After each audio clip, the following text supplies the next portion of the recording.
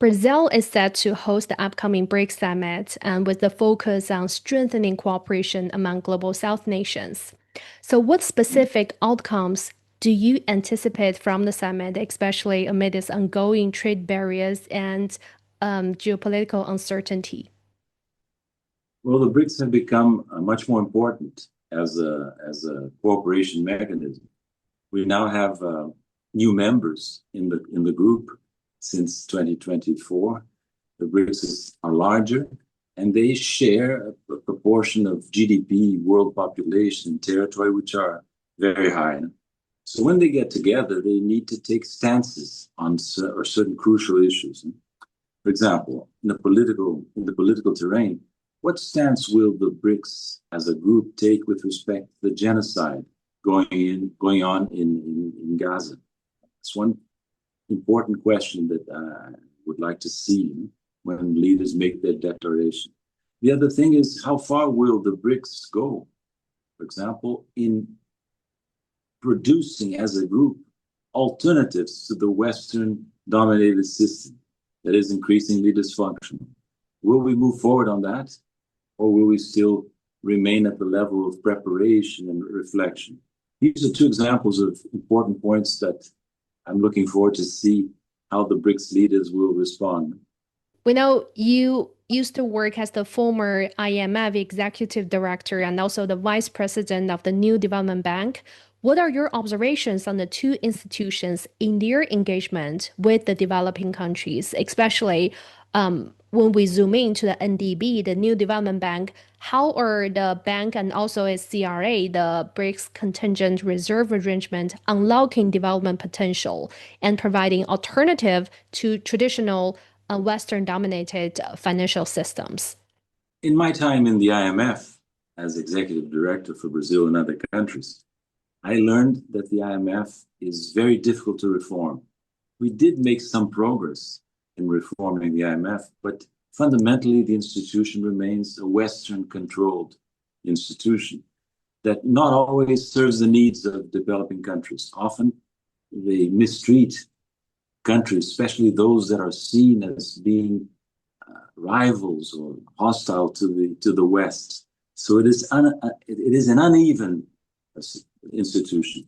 Now, one of the reasons why the BRICS 10 years ago established the NDB, the New Development Bank, and the Contingent Reserve Arrangement is precisely the fact that we were, as a group, at the time we were only 5 countries, as a group, we were dissatisfied with the way the existing Western-controlled institutions were working, the IMF and also the World Bank, for example. Now, we did an effort. I participated in both institutions in the creation of the CRA, and I was one of the founding members of the NDB. Our intention was exactly that, to create alternatives to the existing Western-dominated system. We have made progress in the NDB, but we are still far from achieving our initial goal of having a global bank that can play a global role for the developing countries. As for the CRA, their progress has been very little because our central banks have basically frozen the CRA, the Contingent Reserve Arrangement. And we need to unblock it to make it effective if we are serious about building an alternative to the IMF. What are the prospects and challenges so far of establishing this BRICS currency, and how would it impact the global financial system? Look, the BRICS currency issue is one of the fundamental issues before the group. If we do manage to create a common reserve currency, this will have a major impact on the international scene.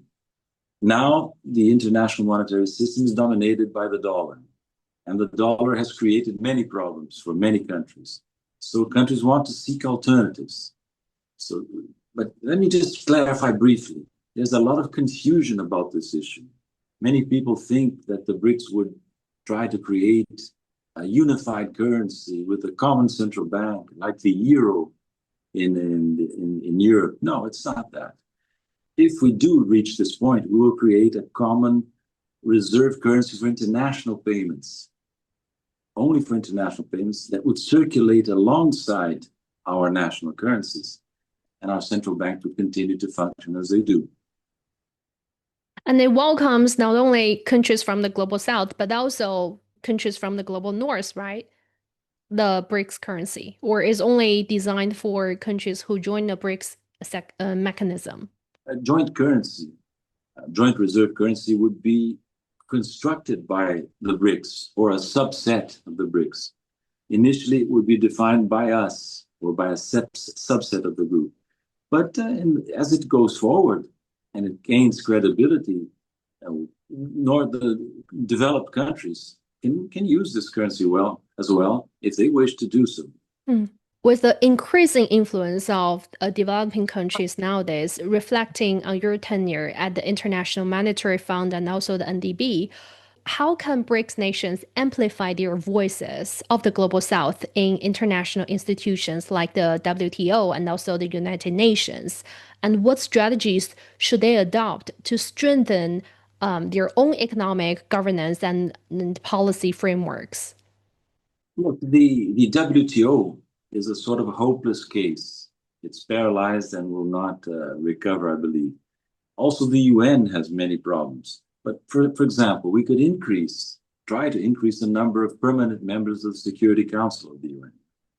Now, in the financial field, in monetary and financial field, the important thing is for BRICS to realize that we are the only group that can offer alternatives to the global south countries.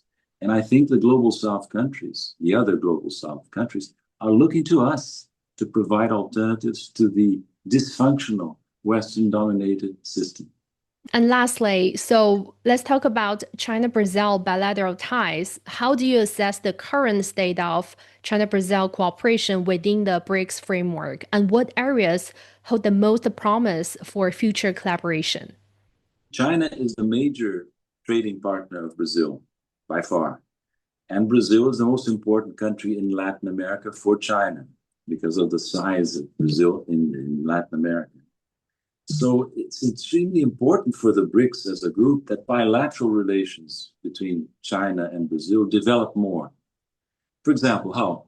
If we could have more manufacturing exports from Brazil to China, provided that's possible in a competitive way, China could invest in Brazil, not only buying existing productive capacity, but creating productive capacity and allowing for technology transfers to occur.